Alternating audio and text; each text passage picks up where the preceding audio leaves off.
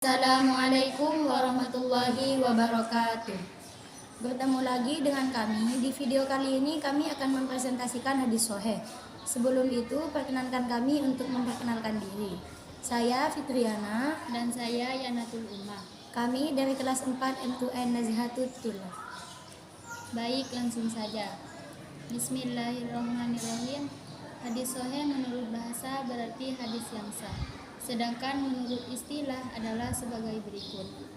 Al-haditsus sahihu huwa mattasalah isnaduhu binaqlil adlid dobiti dobton tamman amithlihi ila muntaha sanadi min ghairi sududin wala allati qadiha. Yang artinya, hadis sahih adalah hadis yang sambung sanadnya dengan penukilan yang adil, kuat hafalannya dengan hafalan yang sempurna dari orang yang serupa dengannya sampai akhir sanad. Tidak ada kejanggalan dan tidak ada cacat yang parah. Kriteria hadis sahih. Untuk menjelaskan pengertian hadis sahih di atas, maka berikut ini 5 kriteria yang lebih mudah dipahami. Yang pertama, sanadnya sambung. Maksud dari sanadnya sambung di sini adalah para rawi yang meriwayatkan hadis di dalam sanad sambung kepada Nabi Muhammad SAW. Tidak ada satupun rawi yang terputus atau gugur dalam rantai sanad.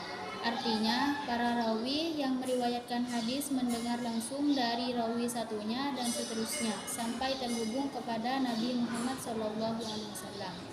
Untuk itulah hadis mu'allaq, hadis mu'addal, hadis mursal, dan hadis mursal bukan termasuk kategori hadis sahih karena sanadnya tidak sambung.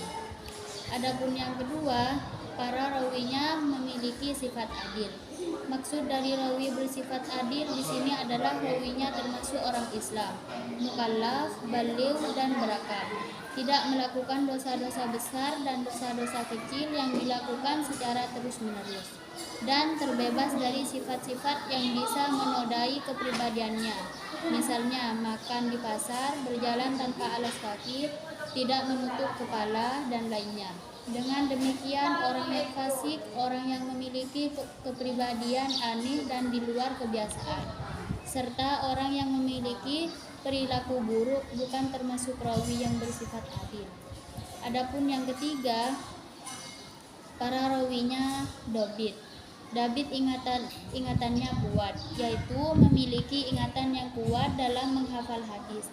Dabit sendiri terbagi menjadi 2 macam, yaitu yang pertama, dobit sadri, ingatan hafalan yang didengar oleh rawi benar-benar kuat dan tersimpan di dalam pikirannya, sehingga ia mampu mengeluarkan ingatan hafalan itu kapanpun dan dimanapun ia mengendakinya.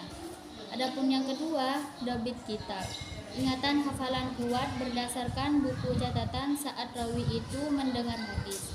Ia juga mampu menjaga apa yang telah ditulis dengan baik.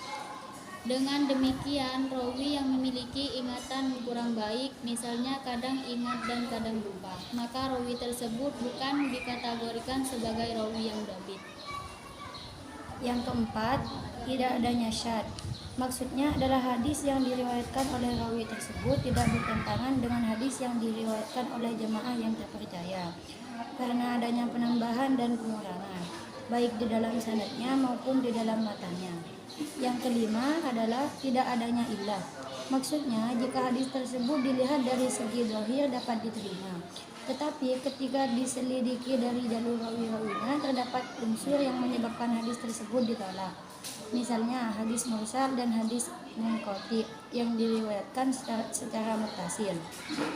Pembagian hadis sahih. Hadis sahih sendiri terbagi menjadi dua bagian, yaitu 1. Sahih lidatihi. Sebagaimana namanya, maka hadis sahih ini merupakan hadis sahih karena zat pada dirinya sendiri. Seperti halnya pengertian hadis sahih yang mencakup 5 kriteria di atas. Adapun contoh hadis sahih lidatihi, maka sebagaimana hadis berikut ini yang diriwayatkan oleh Imam Bukhari dari jalur Al-A'raj dari Abu Hurairah dari Nabi Muhammad SAW bersabda, "Laula an asyqa ala ummati la amartuhum bisiwaki inda kulli sholatin." yang artinya, jika aku tidak merasa keberatan pada umatku, niscaya aku akan memerintahkan mereka untuk bersiwak ketika setiap kali melakukan sholat. Hadis riwayat Imam Bukhari. Yang kedua, Sahih li ghairihi. Hadis Sahih li ghairihi yaitu hadis hasan yang diperkuat kedudukannya karena adanya hadis yang sama dengan kedudukan lebih tinggi, yang berasal dari sanad yang lain, baik sanad itu serupa, sanadnya lebih baik maupun sanadnya lebih sedikit. Contoh hadis Sahih li ghairihi ini bisa dilihat pada contoh berikut ini. Laula an asyqa ala ummati la amartuhum bisiwaki inda kulli sholatin. Yang artinya, jika aku tidak merasa keberatan pada umatku, niscaya aku akan memerintahkan mereka untuk bersiwak setiap kali melakukan sholat. Hadis riwayat Imam Tirmidzi. Meskipun dalam konteks kalimatnya kedua hadis di atas sama, tetapi sanadnya berbeda. Hadis yang diriwayatkan Imam Tirmidzi ini adalah hadis hasan yang kedudukannya menjadi hadis sahih li karena dari riwayat Imam Bukhari di atas. Mungkin cukup sekian dari kami, kurang lebihnya kami mohon maaf.